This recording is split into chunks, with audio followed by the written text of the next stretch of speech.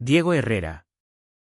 Este camión es una monstruosidad, dijo Pilar López mientras pegaba una notificación naranja brillante en el parabrisas. Según las normas de la comunidad de propietarios, los vehículos comerciales no pueden aparcarse aquí de noche. Si mañana sigue en este sitio, se lo lleva la grúa. Su voz era cortante. ¿Satisfecha? Como si ya hubiera triunfado. Miré la notificación. Con la tinta aún fresca. Y sentí un calor subiendo por el pecho. Pilar creía que me había acorralado. No tenía idea de lo que acababa de desatar. Mis labios se curvaron en algo entre incredulidad y una sonrisa fría. Tal vez deberías verificar de quién es el camión que estás marcando, le dije en voz baja. Su expresión vaciló por medio segundo. Lo justo para mostrar que no esperaba resistencia. Tomé un respiro. Centrándome. Me llamo Diego Herrera. Durante 20 años. He dirigido depósitos de grúas por toda la provincia de Madrid. Cuando las autopistas se cierran por tormentas de invierno, es mi flota la que llama a la Guardia Civil. Cuando las aseguradoras necesitan recuperar un vehículo a las 2 de la madrugada, marcan mi número. Lo que Pilar no sabía. Lo que no le había contado a nadie en este barrio. Es que el subcontratista al que había llamado para remolcar mi camión responde directamente ante mí. Eso es lo que siempre hace parpadear a la gente. Ven a un vecino en vaqueros y botas de trabajo en una tranquila urbanización y asumen que soy otro emprendedor luchando por salir adelante. Pero la verdad va más allá. Este camión no es solo acero y goma aparcado en una entrada. Es el último regalo que me dio mi esposa antes de que el cáncer la consumiera y me dejara solo con nuestro hijo. Ella sabía que necesitaría algo resistente para mantener el negocio a flote. Algo lo bastante poderoso para llevarnos adelante cuando ella no pudiera. Cada abolladura en sus guardabarros lleva su memoria. Cada remolque que ha arrastrado ha sido una forma de honrarla. Cuando Pilar pegó esa notificación en el parabrisas, no estaba amenazando solo una infracción. Estaba amenazando con borrar un pedazo de su legado. Y tuvo el descaro de hacerlo delante de mi chico. Raúl estaba de pie junto al porche, intentando parecer fuerte. Pero capté el miedo en sus ojos. Tiene 15 años. Aún tambaleándose por la pérdida de su madre. Y ese camión ha sido su refugio tanto como el mío. Lo reconstruimos juntos. Pulimos su cromo. Discutimos sobre las mejores listas de reproducción en viajes nocturnos. Quitárnoslo habría sido como arrancarnos otro trozo de ella. A Pilar no le importaba eso. Para ella, todo se reducía a reglas en papel. Poder exhibido en público y el placer de escarmentar a alguien. Miró alrededor de la calle como si esperara que los vecinos asintieran en aprobación. La mayoría agachaba la cabeza. Sin embargo, así es siempre en esta urbanización de Las Rozas. La gente murmura quejas en la piscina o junto a los buzones. Pero cuando Pilar aparece con su carpeta, cae el silencio. Eché un vistazo de nuevo al camión. La grúa brillaba tenuemente bajo la luz matutina. Desafiante. Incluso con esa etiqueta naranja pegada al cristal.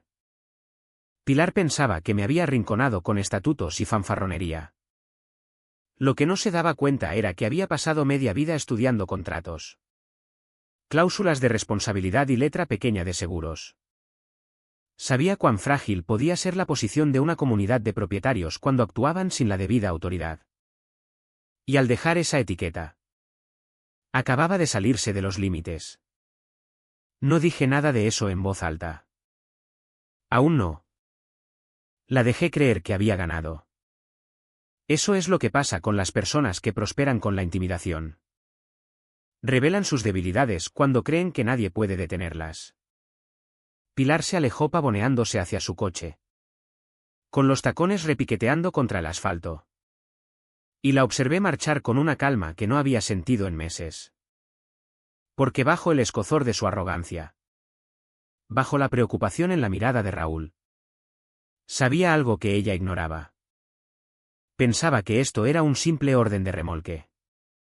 Yo sabía que era una bomba financiera a punto de estallar en sus manos. Aún así, saber la verdad y probarla son dos cosas distintas.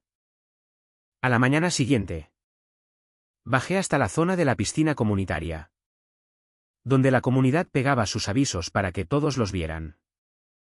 Si querías entender cómo Pilar mantenía su control sobre la urbanización, este era el lugar. El tablón exhibía advertencias como trofeos, fotos de vallas demasiado altas, cobertizos del color equivocado o mascotas que pisaban el césped equivocado. Era una galería de humillación pública. Y los vecinos pasaban fingiendo no notarlo. Escaneé el corcho hasta encontrar la infracción de mi camión impresa en negrita. Pero lo que me llamó la atención no fue solo mi aviso. Fue la cantidad abrumadora. En una sola semana, 5 familias habían sido multadas. Una autocaravana marcada por aparcar más de 48 horas. Un columpio etiquetado como peligro de seguridad. Un huerto considerado paisajismo no conforme. Sin embargo, cada vez que había conducido por el barrio, había visto barcos guardados en entradas, remolques en jardines, canastas de baloncesto en las aceras. Aplicación selectiva. Clara como el agua. Pilar no seguía reglas. Elegía objetivos. 2 madres sentadas en tumbonas junto a la piscina hablaban en voz baja pero acalorada. Me multó por el portabicis de mi hijo, susurró una. Pero al otro lado de la calle. Llevan meses con un remolque. Nada, sacudió la cabeza la otra, aferrando su toalla. Pagué para que me dejara en paz. Sus palabras eran cortantes. Frustradas. Del tipo que la gente solo se permite cuando cree que nadie escucha. Seguí caminando. Pero la confirmación bastaba. El poder de la Junta no se basaba en la equidad. Se basaba en el miedo. Ese miedo tenía consecuencias reales. Pensé en las multas acumulándose. Los embargos que Pilar amenazaba con imponer. Cada embargo erosionaba el valor de las propiedades. Cada sanción ponía en riesgo el hogar de alguien. Y detrás de esos números había familias que habían comprado en esta urbanización esperando comunidad. No dictadura. Ese era el punto de presión que ella no veía. Puedes apretar a la gente un tiempo. Pero cuando sus carteras y el valor de sus casas están en juego, la marea siempre cambia. Saqué el móvil y fotografié el tablón. No para redes sociales. Aún no. Eran registros. Bloques para el caso que estaba montando en silencio. Cada multa injusta. Cada abuso. Cada brecha entre lo que decían las normas y lo que Pilar elegía aplicar. Había manejado reclamaciones de seguros tras choques masivos en la autopista. Sabía cómo compilar pruebas. Los rastros de papel hunden a los matones más rápido que cualquier grito. Aún así, no se me escapaba lo aislado que me sentía. Alrededor de la piscina, los vecinos evitaban mi mirada.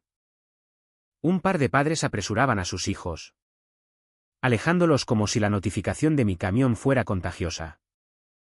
Esa era el arma real de Pilar, dividir y silenciar.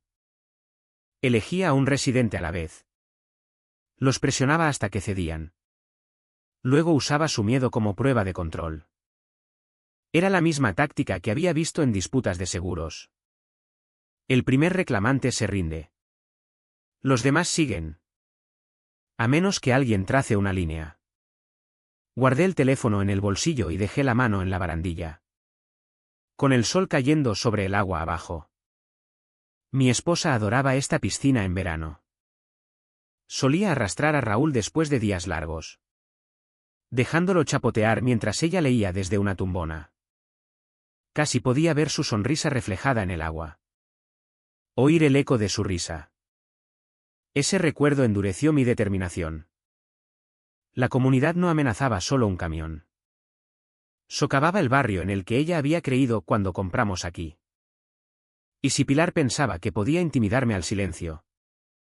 Había subestimado hasta dónde estaba dispuesto a llegar. Me volví del tablón. Con el sonido de niños zambulléndose resonando en la terraza. Y empecé a caminar. Cada paso se sentía más pesado. Más intencionado. Las fotos en mi teléfono no eran solo evidencia de abusos de Pilar. Eran prueba de que los riesgos financieros iban mucho más allá de mi entrada. La aplicación selectiva podía tumbar coberturas de seguros. Desatar demandas. Incluso arrastrar valores de propiedades. Lo había visto en otras comunidades. Y en mi mundo. Una vez que los seguros olían responsabilidad. El desastre se extendía rápido. Para cuando alcancé la acera. Sabía que venía después. No luchaba solo por mi camión. Construía los cimientos para exponer cómo la arrogancia de Pilar amenazaba a cada propietario aquí. Quería hacerme un ejemplo. Yo estaba listo para darle la vuelta a la tortilla. Pero darle la vuelta requería más que fotos de un tablón. Significaba encontrar a alguien dentro de la junta que hubiera visto cómo operaba Pilar. Eso me llevó al anexo del club social esa tarde. Un edificio bajo de ladrillo escondido detrás de las pistas de tenis. El cubículo del tesorero estaba en la esquina.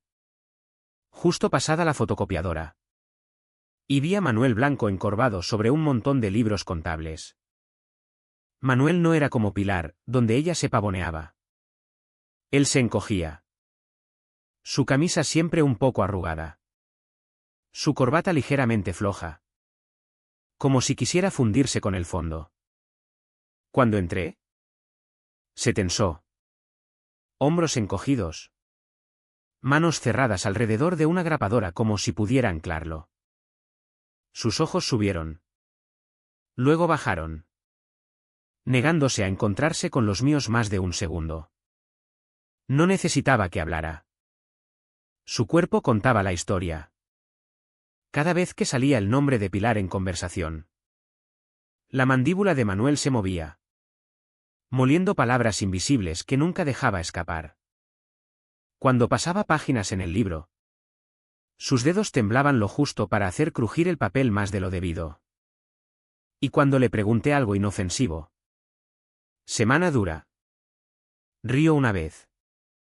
Demasiado agudo. Demasiado rápido.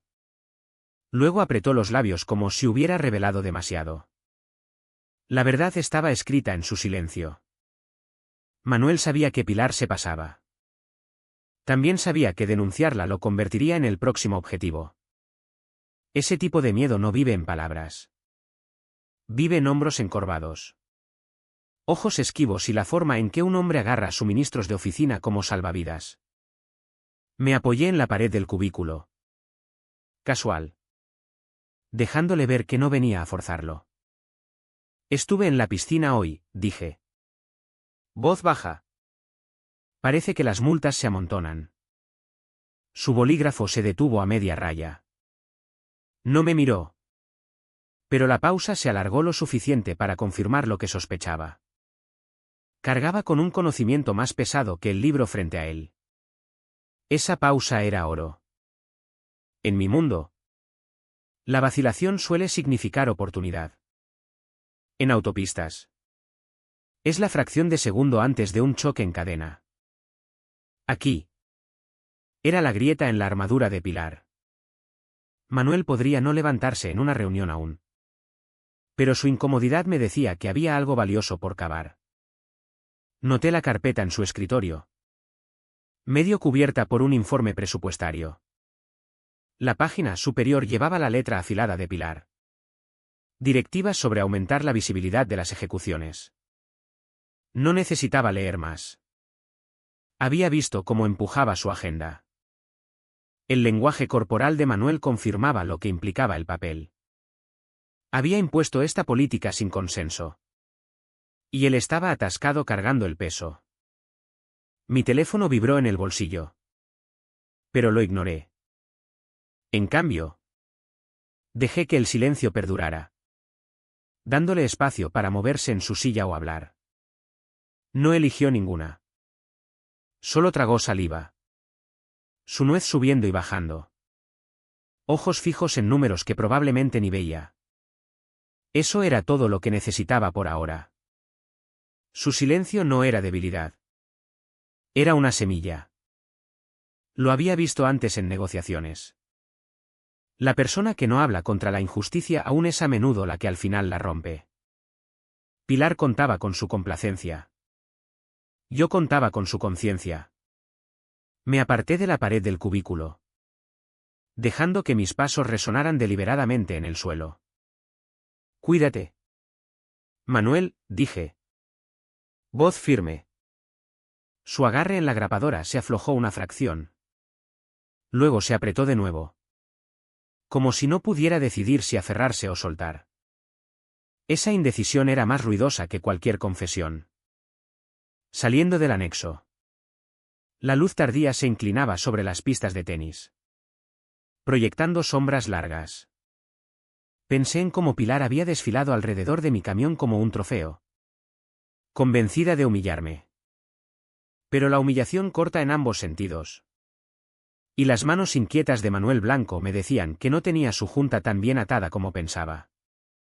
La estrategia se formaba pieza a pieza. La aplicación selectiva significaba responsabilidad. La responsabilidad significaba exposición financiera. Y en algún lugar detrás de esos dedos temblorosos y ojos evasivos, Manuel tenía la llave para probar los abusos de Pilar. Solo tenía que darle suficiente razón para usarla. Ese pensamiento me llevó fuera del anexo y por el sendero arbolado hacia la entrada vigilada. La garita de seguridad se erguía en la boca del barrio como una mini fortaleza de vidrio y ladrillo. Había pasado por ella incontables veces sin prestar atención. Pero hoy importaba. Las amenazas de Pilar. Las multas. La etiqueta naranja, todo dependía de cómo se movían los avisos oficiales por este punto. Un guardia estaba dentro, desplazando en su teléfono. La ventana se abrió al acercarme. Buenas tardes. Señor Herrera, dijo, sonando más cansado que sospechoso. Detrás de él. Carpetas apiladas en filas ordenadas. Cada una con copias de acciones ejecutivas. Pregunté si podía ver el registro de la semana pasada, enmarcándolo como querer confirmar el horario de mi propio aviso. Encogió hombros. Deslizó el cuaderno. Y volvió a su pantalla. Las entradas eran nítidas. Manuscritas en letra mayúscula cuidadosa. Y ahí vi la irregularidad. La mayoría de las infracciones llevaban sellos de tiempo. El personal de la puerta registraba cuándo llegaban los avisos, cuándo se publicaban y cuándo se contactaba a residentes. La entrada de mi camión, garabato descuidado. Sin voto de junta adjunto. Sin código de confirmación. Sin firma de un segundo oficial. Parecía que alguien lo había metido a posteriori. Esa brecha era más que un error administrativo. Era una grieta financiera lo bastante grande para tragarse a Pilar entera. Las aseguradoras exigen cadena de custodia. Si una infracción no sigue el procedimiento, cualquier acción ligada a ella puede declararse no autorizada. Órdenes no autorizadas significan responsabilidad. Y responsabilidad significa exposición. Pilar había convertido una queja vecinal en una bomba de relojería. Fotografié la página, cuidando capturar el contraste entre mi aviso y los demás. El guardia ni levantó la vista. La mayoría de residentes probablemente nunca pedía ver estos registros. Esa complacencia le daba cobertura a Pilar. Pero también me daba munición. Caminando de vuelta a la acera, imaginé cómo se desarrollaría en una oficina de reclamaciones. Los ajustadores verían patrones de aplicación selectiva contra un registro incompleto. Ese tipo de discrepancia dispara primas. El tipo que hace a las aseguradoras empezar a hacer preguntas duras sobre gobernanza. Pilar pensaba que me había arrinconado con estatutos. Lo que había hecho era crear un rastro de papeleo malo que podía costarle a la comunidad decenas de miles. Ya sentía la forma del apalancamiento formándose. No amenazas. No peleas a gritos. Sino la fría matemática de responsabilidad y cobertura. Las juntas se desmoronan cuando los números dejan de jugar a su favor. Ese era el punto de presión que usaría. La brisa cortaba afilada al llegar a la intersección cerca de la garita. Niños pasaban en bici. Riendo. Sus voces cruzando el asfalto. Me pregunté cuántos de sus padres pagaban multas en silencio solo para evitar ser los próximos en la lista de Pilar. Me pregunté cuántos más mantendrían la cabeza baja si nadie la desafiaba. El rostro de Raúl destelló en mi mente. Su miedo al ver la etiqueta de remolque. Su pregunta callada sobre si realmente podían llevarse el camión de mamá. Esa era la parte que Pilar no entendía. Pensaba que esto era sobre reglas en una página. Para mí, era sobre una promesa que no tenía intención de romper. Ese camión no iba a ninguna parte. Y yo tampoco. Apreté el agarre en mi teléfono. Con la foto del registro descuidado brillando en la pantalla.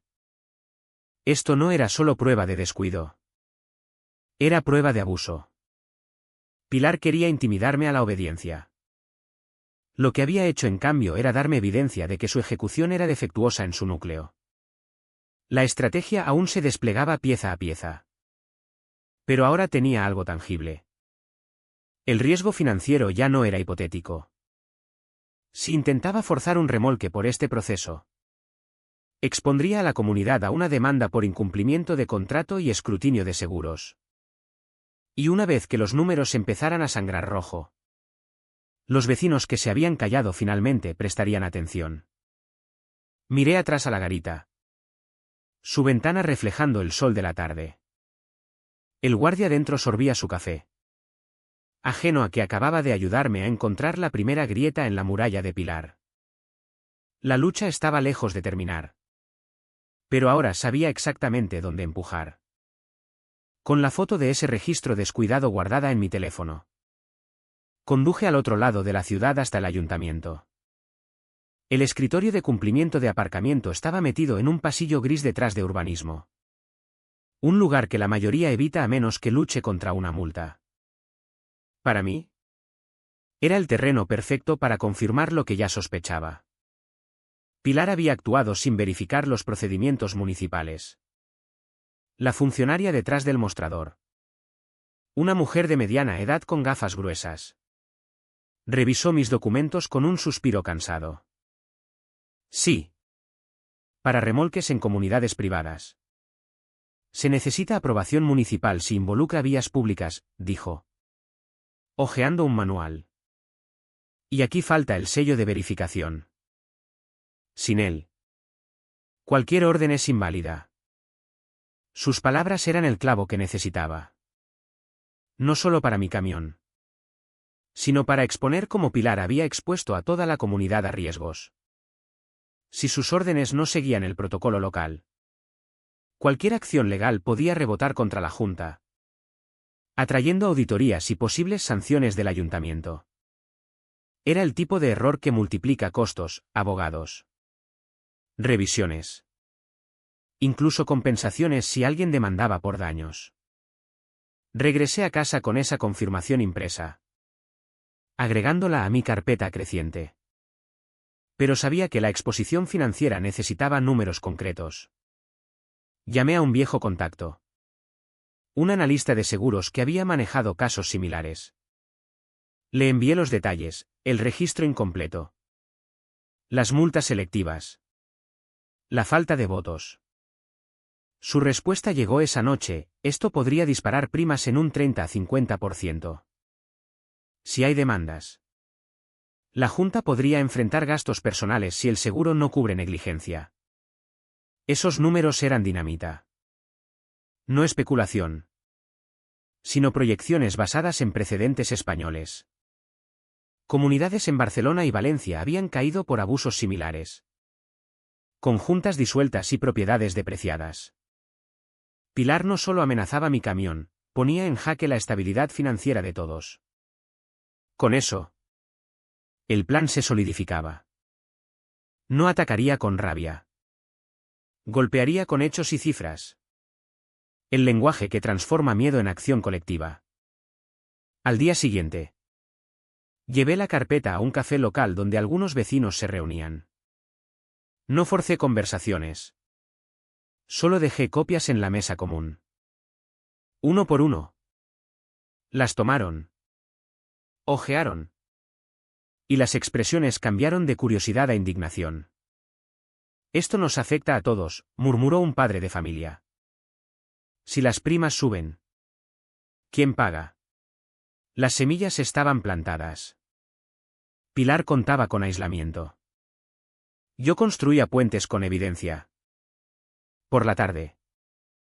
Volví al anexo y encontré a Manuel solo. No presioné. Solo le mostré la proyección de seguros. Sus ojos se agrandaron. Manos temblando al pasar las páginas. No dijo nada. Pero su silencio ahora era diferente, pensativo. No evasivo. Sabía que lo había tocado. La conciencia que había visto antes empezaba a agitarse. Esa noche. En casa. Raúl me ayudó a organizar los documentos. Papá. ¿Por qué no le gritas? Preguntó. Sonreí. Porque los números gritan más fuerte. Hijo.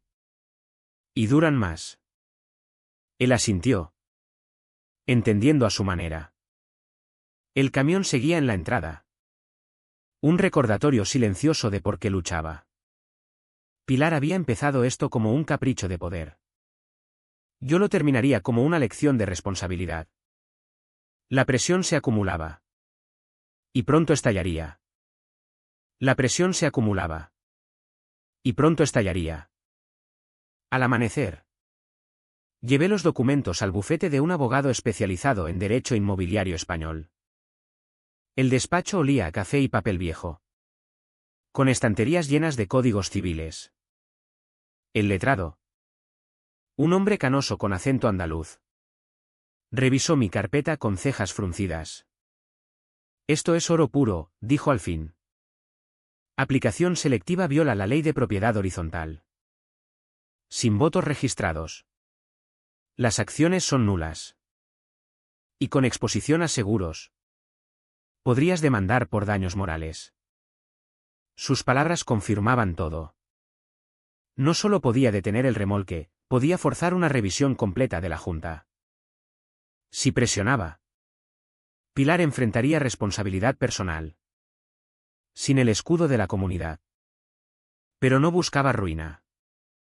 Buscaba cambio. Le pedí que redactara una carta formal, un requerimiento para suspender todas las ejecuciones pendientes y convocar una asamblea extraordinaria. Firmé al pie. Mi nombre junto al sello notarial. La carta llegó a la Junta esa misma tarde. Por correo certificado. Imaginé la cara de Pilar al abrirla, el rojo subiendo. Las manos apretando el papel. Pero ya no era solo mi voz. Vecinos que habían visto las copias empezaban a llamar. Exigiendo respuestas. El murmullo crecía en el grupo de WhatsApp del barrio. Donde antes reinaba el silencio. Manuel fue el primero en romper filas. Me llamó esa noche.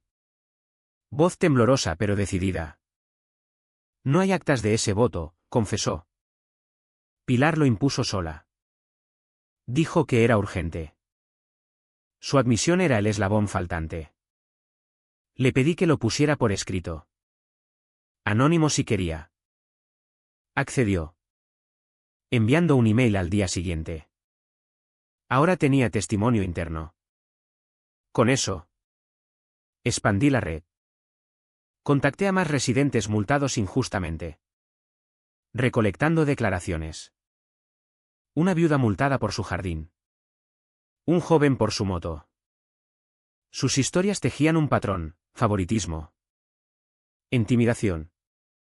Cada una agregaba peso a la exposición financiera. Si la Junta ignoraba esto, las aseguradoras intervendrían. Y las primas colectivas explotarían. Raúl me vio trabajando hasta tarde. Estás salvando el barrio. Papá, dijo con orgullo. Sus palabras me impulsaron. Esto ya no era solo por el camión de María. Era por un barrio donde la gente viviera sin miedo. Pilar había subestimado la fuerza de la verdad documentada. Pronto, aprendería que el karma llega en forma de papeleo. Pronto, aprendería que el karma llega en forma de papeleo. Esa lección culminó en la asamblea extraordinaria, convocada en el salón comunitario una semana después. El lugar estaba abarrotado, sillas plegables llenas. Vecinos de pie en las paredes. El aire cargado de tensión. Murmullos como un enjambre. Pilar presidía la mesa, flanqueada por Elena Cruz y Manuel. Su rostro era una máscara de control, pero sus ojos traicionaban el pánico. Empezó con su tono habitual: esta reunión es para aclarar malentendidos. Hemos actuado conforme a los estatutos. Pero el público no compraba. Un vecino levantó la mano: explique las multas selectivas. ¿Por qué mi remolque sí y el de su amigo no? La pregunta desató un coro de acuerdo. Pilar balbuceó. Pero yo me puse de pie, carpeta en mano. No hay malentendidos, dije calmado. Hay violaciones. Presenté las pruebas, el registro incompleto, las proyecciones de seguros, el testimonio de Manuel. Él se levantó. Voz firme ahora: no hubo voto. Fue decisión unilateral. El salón estalló. Gritos de indignación. Demandas de dimisión. Pilar intentó gabela, pero el ruido la ahogó. Elena, pálida, propuso una votación: suspender poderes de Pilar y revisar todas las multas. Ganó por abrumadora mayoría. Pilar se levantó, roja de furia, y salió hecha una furia. Afuera, en el parking, vecinos me rodearon con palmadas en la espalda. Manuel se acercó: gracias por darme valor. Su alivio era palpable. Hombros relajados por fin. Una semana después. Las nuevas normas se aprobaron: transparencia total. No selectividad. El camión seguía en mi entrada. Símbolo de victoria. Raúl y yo lo pulimos, recordando a María. El barrio había cambiado, de miedo a unidad. Pilar aprendió que el abuso revierte. Y yo cumplí mi promesa de proteger lo que importaba.